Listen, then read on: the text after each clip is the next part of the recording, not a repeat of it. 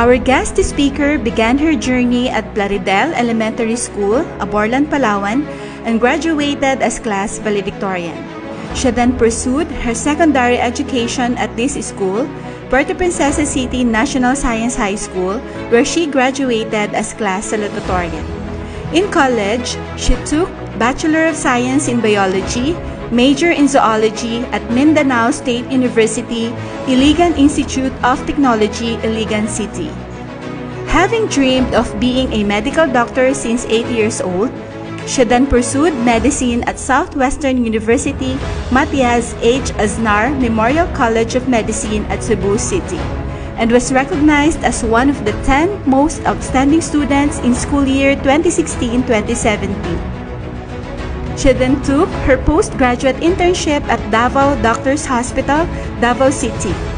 Currently, she is in her residency training in the Department of Surgery at Davao Regional Medical Center. Ladies and gentlemen, we are honored and privileged to have with us today one of the products of our school, an icon of hard work, determination, perseverance, and excellence, and an inspiration to many, Dr. Maria Daylara Baltazar Silva. Good day. I am privileged and honored to be your speaker on your graduation today. Have you heard the poem, "Knowledge is Power"?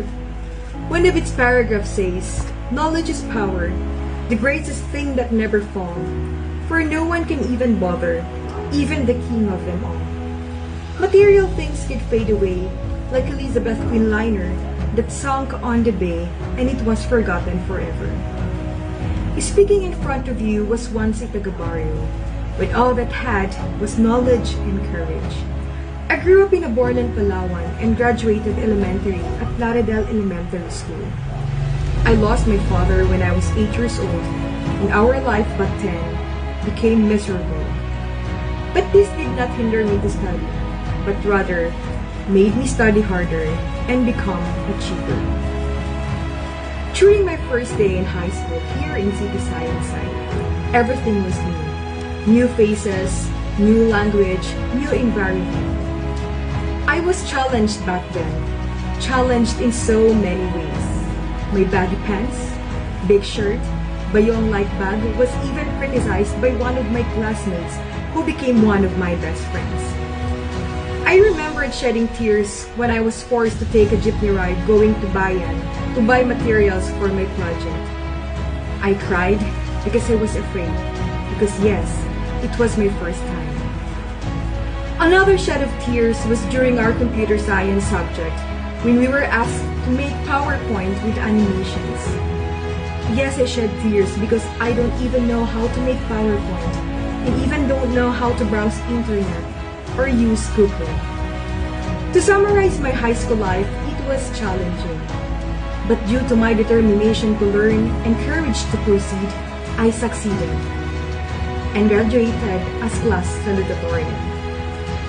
All these were just my humble beginnings, which molded me to become a better person. And I would like to share some tips to survive and achieve your dreams. Of course, number 1, you have to set a goal. To become a doctor was already on my mind when I was 8 years old, when my father died. Because we have no idea back then what happened to him.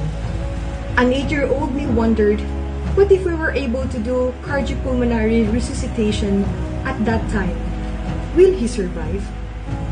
So after bringing my father in his internal repose, I set my calendar and arranged my time frame and aimed to become a physician. So here I am, living my 8-year-old dream. Number 2, stay focused. As what I have mentioned earlier, my taga-barrio self can't even ride a jeep alone and browse internet, but my goal back then was to learn, get better, and be the best. All that was hard for me became easy because I paid extra time to learn. I did not allow distractions to disturb my calendar and time frame, and I dedicated and focused myself on that goal I set. Number 3, do not be afraid to to try. We are not rich, but it did not hinder me to dream to become a physician. Of course, studying medicine is not just about being smart, focused, and determined. You must also have a pocket full of cash for a lot of expenses, for books, allowance, and a lot of medical tools. But I still tried. Scholarship and maintaining my grade was a key to success. And of course, plus the hard-earned money from my family. And with that, the fear for expenses and being not able to finish med school was wiped out. All that because I did not hesitate to try. Number 4, be humble. My journey wasn't really easy after high school. I was confident to go to college. Dahil syempre, laking city high nga tayo, and salutatorian pa. So when I got to MSU, I thought everything would be easy. Kaso first year pa lang, I already had difficult time coping up, especially in mathematics. My consecutive failures in major exams humbled me so much. To pay extra time and effort to study from 6 p.m. after class up to 3 a.m. I also started asking help from my colleagues to teach me, especially in my math. My experience taught me that there will always be a better person than us. So be humble. And if your goal is to become a better person than that person, aim it. But still, stay humble. Number 5, work hard. Nothing worth having comes easy. I'm already 28 years old and already a physician, but I still keep on studying. Imagine 6 years elementary, 4 years in high school, 4 years in college, 5 years in medicine, and another 5 years in residency training. I only got to have a vacation 4 years ago after graduating medicine, to which I remembered lasted only for 1 month. I almost thought of quitting, get life, travel as much as I want, and enjoy my young age. But other thought lingers. What about my goal? So I have to get back again and work hard again to achieve them. So whatever your dreamed profession is, you have to work hard for it. But there is one more thing I learned about working hard. You also have to be wise. Because working hard will make you tired. But working hard while being wise will make it easier. Number 6, survive. I survived my schooling with only one parent and 2 brothers who never turned their backs during the most challenging years. I survived medicine and now keep on surviving my residency training. My first year in residency training was the hardest. It was last 2019. Imagine during that time where I only get to take a bath 2 to 3 days, every 2 to 3 days. I worked hard at night, day and night at the ward, emergency room, and operating room with only 3 to 4 hours of interrupted sleep. In between are my angry senior residents because I forgot to do dressing on one of our 60 patients at the ward. I thought it was the end of my goal and asked myself if it was right that I started it in the first place. But again, the other side of my mind murmurs that I have to conquer and I have to survive. And so, I let myself survive each day, and here I am now, already in my 3rd year in training. Another point of surviving, which I know many of you could relate, was when I survived COVID. Our hospital is one of the biggest COVID facility in Davao region. So every day, we handle and operate on COVID suspect or COVID positive patients. I unfortunately got the virus last March 14, 2021, to which I thought was just mild in the first 4 days. However, things became worse. My fever wasn't going down and I lost my appetite badly. On the 5th day, I had delirium and I was brought to the hospital gasping for air and hypotensive. At that time, there are only thoughts I had on my mind. Is this the price I deserve after helping survive our COVID patients?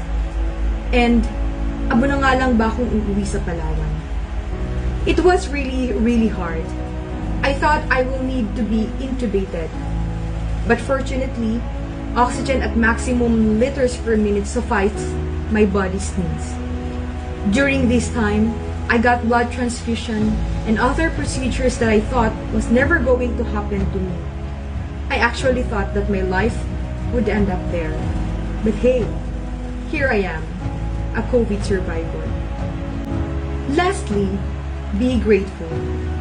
In each day that you survive, always thank God and the people who you worked with. Even being just able to understand the formula in physics is worthy of acknowledgement to your teacher.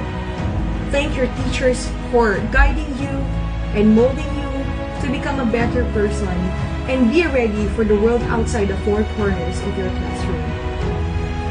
Also thank your parents for working hard to send you to school and for not complaining on your daily expenses and demands. For giving all that they have and all that they can to make you successful. Always be thankful for what you have today and for what you'll be having tomorrow. Your today's graduation is just the beginning of a bigger, bolder, and challenging world. But all the learnings you have in City Science High are your weapons to conquer this world. Remember that your journey will never be easy, but if you have set your goals and aim to get that goal, you will surely survive and win the battle. I survived because the fire inside me is even brighter than the fire around me. I am Dr. Daylara Silva, a goal setter, a survivor, and your future surgeon.